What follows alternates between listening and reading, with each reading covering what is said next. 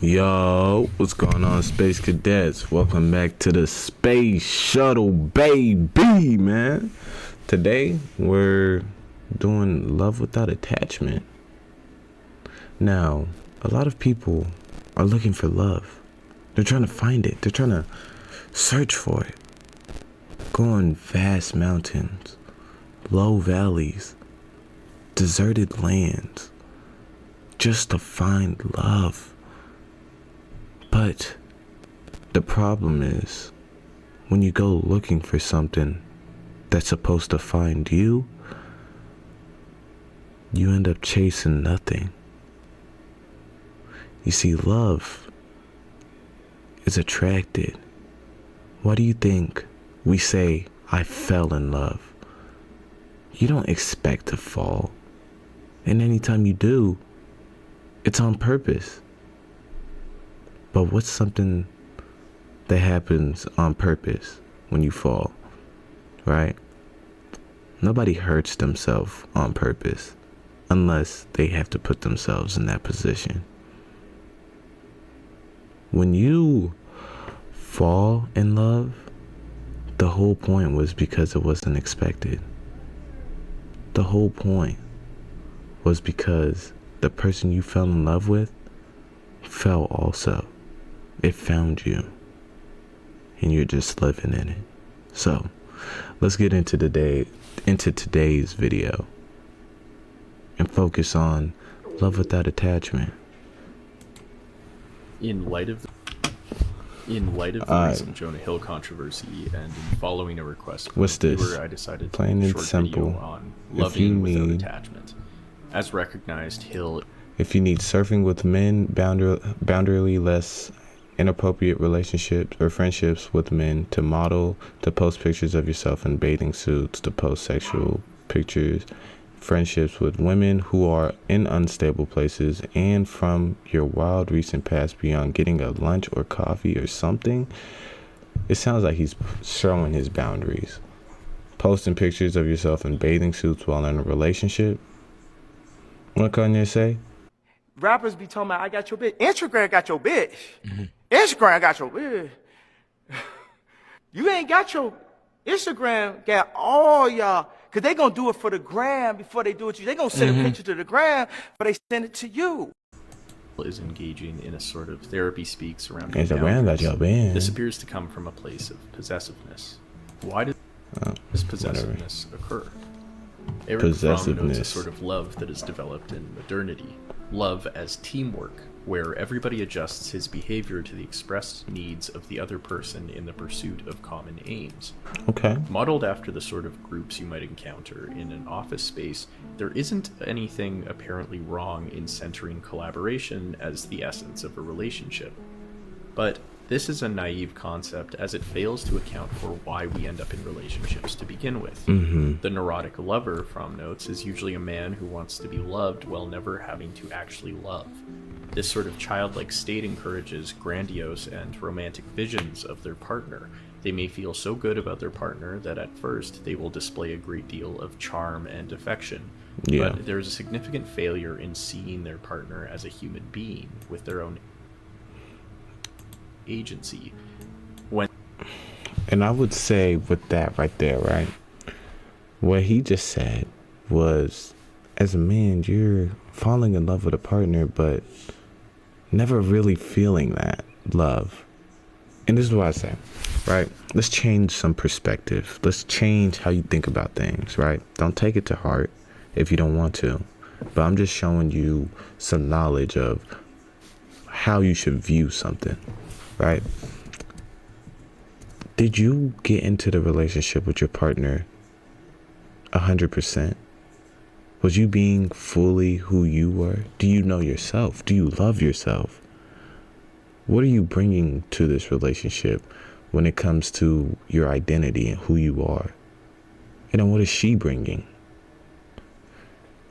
I'm guessing in a lot of cases, a lot of men will fall in love with a woman because of their looks, simply.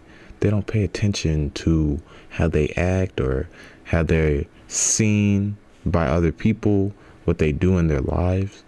You see, I like my woman to be very ambitious. I talk to my woman, and the way we talk, we go so deep where it's like, okay, everything is out on the table. I know exactly what I'm getting myself into. Validating the feeling of love. Are you doing those steps? Are you taking the time to communicate with this partner on the things you want in a relationship, you want in a partner? Are you seeing why she values you? Not for your money, not for your, things you have in this physical realm, but for the things behind everything. For what's behind your eyes, for what's inside your heart, your soul, your spirit, your body. Does she cherish you and love you for who you are? Do you know who you are? These are things you got to question yourself. You got to find it. When they realize that their partner cannot live up to their fantasy, their idea of gratification, because they can't live up to it when it's so surface based. You got to go deep, bro. You got to. the man may feel deeply hurt and pin his pain on the idea that his partner is selfish and does not love him. Mm-hmm. Pair this with Bell Hook's observation that romance is often depicted as a project. Women are the architects and the planners. Namely, women are socialized early on to be the givers of love, to sacrifice their agency in the hopes of this collaborative project. Yeah. Men are generally taught that love is this reward. You this work immediate hard, and you get love. sustained high that is received passively, that is guaranteed for them if they achieve certain patriarchal standards. Any extra effort afterwards is taken as a failure on the part of their partner. Suddenly, this love as teamwork idea seems kind of lopsided. Mm-hmm. For men, this possessiveness is deeply tied to their identity. To be a man is to be loved by a woman, and Exactly to be loved what I is to have said. some sort of power over them. Boundaries, then, can be misused as forms of policing and correcting the ways in which their partner is supposed to love them. To back Everything up from is seen gender through roles perspective. in general, this possessiveness is deeply tied to our own self-image. We do not feel secure in ourselves, and so we attempt to own and dominate another in order to regain some security. This sort of narcissism does not respect the agency of others and is motivated by one's own desire and fear. So long as we depend on another for our psychological well-being, intellectually or emotionally, that dependence must inevitably create fear from which arises sorrow, writes Krishnamurti. And furthermore, any alteration of these dependencies we violently oppose because we depend on them for psychological security. And I would say with that one, right? When you value an outside source for love, how would I say it? You disregard the inside source for love. I mean, if everything is coming from the heart and love comes from the heart, then you have the first heart. You're connected to yourself. Why wouldn't you love yourself? If you look in the mirror and maybe you don't look as attractive as you want to, don't do it for somebody else. Do it because you want it. You have to find the value in yourself before you can find the love. Because what is love without value? You have to search in yourself and learn to love yourself. Learn to be passionate in who you are. Me, I don't care what's going on. I'm going to tell myself, do you know who I am? I am Josiah Delva, and I will stand on my name. Stay on 10 toes. I'm at the gym. I'm feeling like giving up. I will say my name. Do you know who you are? Alright. Your name has weight to it because I added it there. I could have been a no life that stayed in the house, only played the game, and made nothing with myself. Or I can bring something to my name, not because of the outside, but because of me. I don't care if anybody else knows my name. I know my name. I know who I am. And me being me, I'm going to stand on my name. I'm going to stand on what I want out of myself. So by doing that, it gives me that extra drive, that discipline, that motivation to keep pushing. And then learning that value in myself. I just put value in my name right there. I just told myself, oh, I'm not giving up on me. I will never give up on me. Because push comes to shove, I'm all I have. I'm all I got.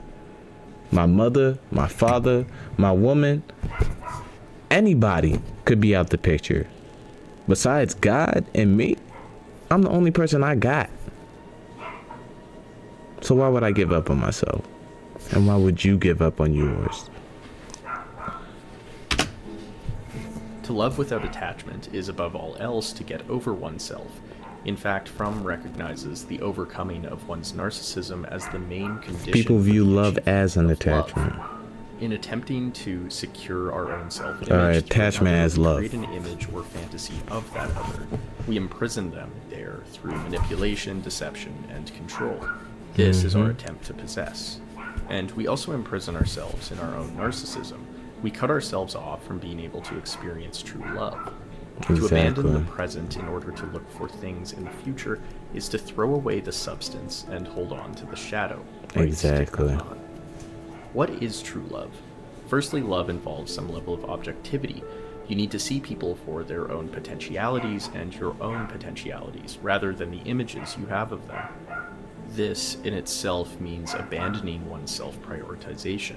It involves humility, and this humility is informed by a significant faith that through recognizing, trusting, and nurturing you and your partner's potentialities, love will flourish. Yes, boundaries still exist in this state, but this comes about through education rather than manipulation. By telling them your boundaries, you hope that this will also teach you about them and their boundaries and needs, and they might not be compatible with yours. And here is the crucial and scary part about love without attachment. You must be vulnerable to the things you feared. That things might not last. That people... I actually watched a podcast about that. He said, let me see, because I wrote down the quotes. I love writing down quotes, and I also make my own. Let me see.